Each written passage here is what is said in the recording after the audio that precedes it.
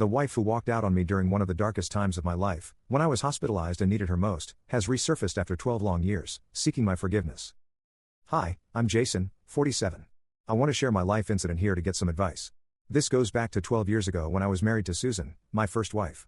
I was married for 7 years with 2 children, Laura and Lucas. They were 5 and 3 then. We were leading a regular life until one fateful day. One morning, when I was driving to my office, a speeding vehicle from the opposite direction rammed into my car. The next I remember waking up on a hospital bed covered in bandages and plasters. The nurse informed me that I had woken up after 2 days in a coma. I held my doctor's hand and thanked him for saving my life. I was grateful for the new life, but little did I know about the disaster that was about to unfold. After a week of my treatment, my doctor informed me that my lower body was paralyzed and I might never be able to walk again. I was shattered. Susan broke down at this news. It was evidently difficult for her because she had to manage the house and the children in all aspects. I fell into depression, unable to comprehend my life in a wheelchair. I spent my day staring at the empty walls of my hospital rooms, cursing how my life turned upside down. I dreaded how I would never be able to play soccer with my children, how I would never be able to dance with my wife, and I would never be able to be free again. To add to my miserable life, Susan stopped visiting me. In the initial days of my stay, she brought the children thrice a week. The moments I spent with my family were the only ones I lived for. But as the days passed, her visits became scarce. I pleaded with her to get the children to visit me, but she would say that the children didn't want to meet me so often. I felt hopeless. Then one day, she handed me the divorce papers saying, "I definitely can't spend my life with a handicapped man. I'm still young and desirable. I deserve a normal man." I would be lying to say that I didn't sense that coming. I sniffed the upcoming separation when she started giving cold shoulders to me, but I didn't expect that to be so soon. A month after my accident, some of my friends informed me that they had seen Susan loitering around, hand in hand, with a middle-aged man, probably someone in his 50s, in the cafes and malls during the evenings and on weekends. Some claimed that she had an affair even before my accident, and some said that her desperation got her into a fat, grumpy old man after my accident. It was barely 2 months after my accident. I was yet to be discharged and was handed divorce papers. I might be sounding calm while writing this, but I was none of it back then. I was flustered, devastated, and heartbroken. I was wheelchair-bound, destitute, and divorced with no income or savings. After paying for the Amy household expenses and children's education, savings was off the radar. Luckily, I had insurance that covered my hospital bills to an extent. I had to liquidate my savings for the remaining expenses. So in the end, I was left with nothing. I wanted to yell, smack my head against the wall, and curse my fate. I don't know how I upheld myself back then, but something inside kept me sane, probably the fire of taking revenge. After being discharged, I shifted to my parents' house. I was 35, divorced with no income and dependent on my old mother, physically and financially.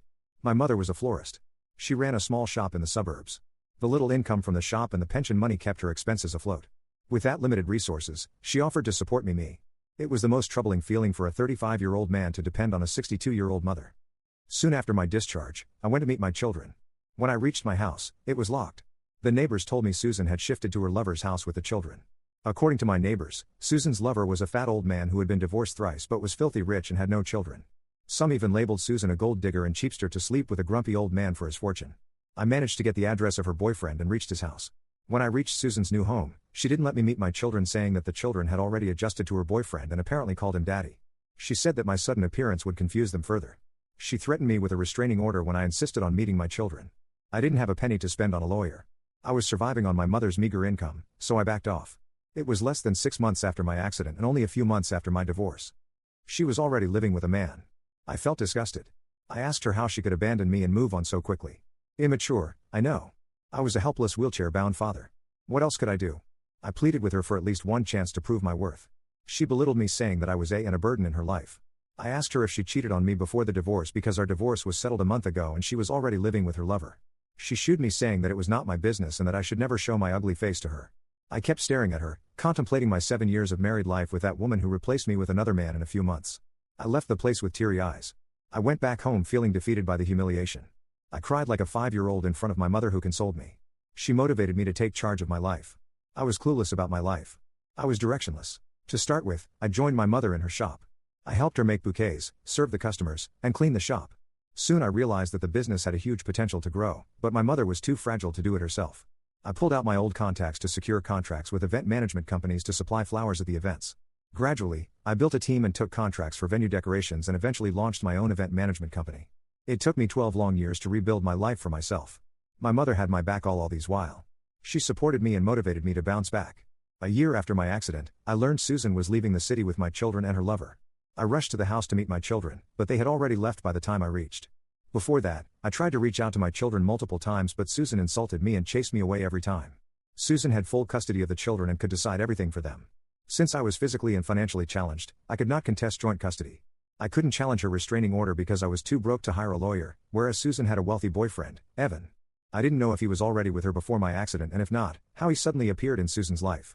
All I knew was that he was a wealthy man with ample ancestral property. In the last 12 years, whenever I got any leads of my children, I traveled to meet them but failed every time. Susan threatened to get me arrested as her boyfriend had the money and contacts to get away with anything. BTW, that man didn't marry Susan even after 12 years, although they lived together. A year ago, I finally filed for joint custody. I was waiting eagerly for my event management business to get stabilized. I filed for custody and finally managed to get 15 days. They are flying next week to my house, although Susan did her best to object to my plea in court. I hired a good lawyer who presented my case well and I got 15 days. Besides, my children are grown-ups now and they were asked if they wanted to meet me and affirmed a yes.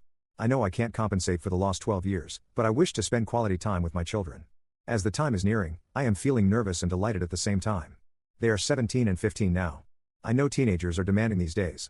I hope that my children are not mean and toxic to the extreme. I don't know what story Susan has told them in the last 12 years, and should I tell them the truth about their mother? I don't know. Do you guys have any suggestions on this? How do I approach them? I'm super nervous and super excited. Update 1. Hi all, I have quite an update. I missed 2 critical pieces of information in my original post. First, about my current wife, Amy. Yes, I remarried a beautiful woman 5 years ago.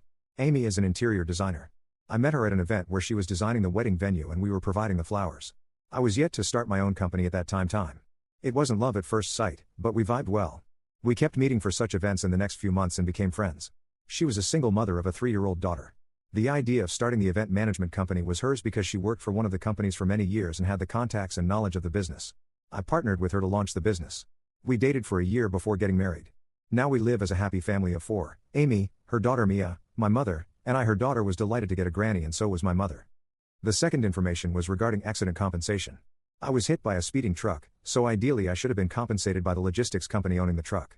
But at that time, the company got away with paying nothing by manipulating the facts about the accident and pinning the blame on me.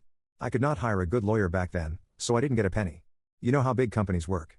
They pay in bombs to their attorneys to save their backs. After my marriage with Amy, she suggested I refile the case since we could afford a suitable lawyer. The case is still in court, but my lawyer has given us a positive hint that the judgment would come in our favor. Alright, coming back to my story.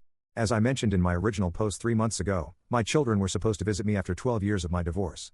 I was excited and nervous, but Amy calmed me down and supported me all this while. I went to pick them up from the airport. The elder one, Laura, is 15 now and the younger one, Lucas, is 13. They have grown up to be beautiful and handsome teenagers. After the initial greetings, we ran short of conversations. It was awkward for all 3 of us.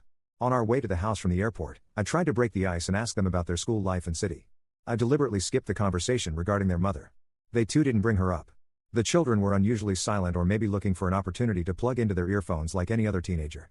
Upon reaching home, we were welcomed by Amy. The children looked shocked as if they didn't anticipate this coming. I don't know why Amy was a surprise to them. When her mother could live with another man within months of our divorce, why can't I remarry? Amy had set up the guest room for the children. We had lunch together and Amy laid out the vacation itinerary we had planned for the family. They gave a neutral reaction to everything. Neither were they excited nor did they dismiss the plan. Amy and I were confused by their mixed response. They locked themselves up in their room and soon after that I got a call from their mother, Susan, accusing me of tricking our children. She said it brought the children to my house so Amy and I could manipulate them. I felt disoriented by her behavior.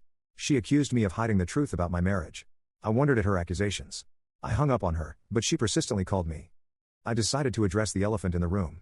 I called my children and asked them what was the matter. After the initial hesitation, they spoke up. They were mad at me because it was said to them that I had abandoned them.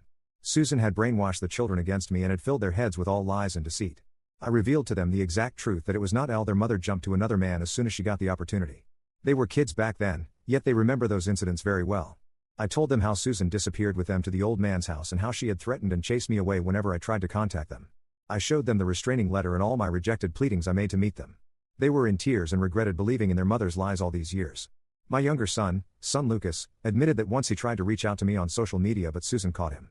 She emotionally blackmailed him and took a promise from him that he would never contact me again. The children also admitted to having been rebuked by Susan's husband. Susan and the children were mistreated at the family gatherings because they were unmarried. Susan continued to stay as a mistress in his house, although the man paid for their education. He was never a fatherly figure to them.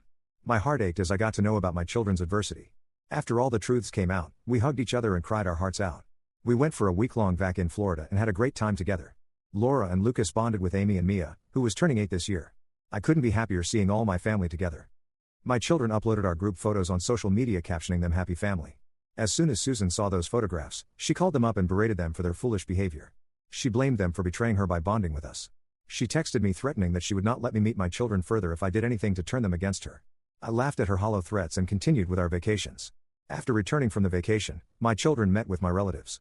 My relatives happily hosted them and I was delighted to see the old bonds rekindled. When they were about to leave, they promised to keep in touch despite Susan's threats.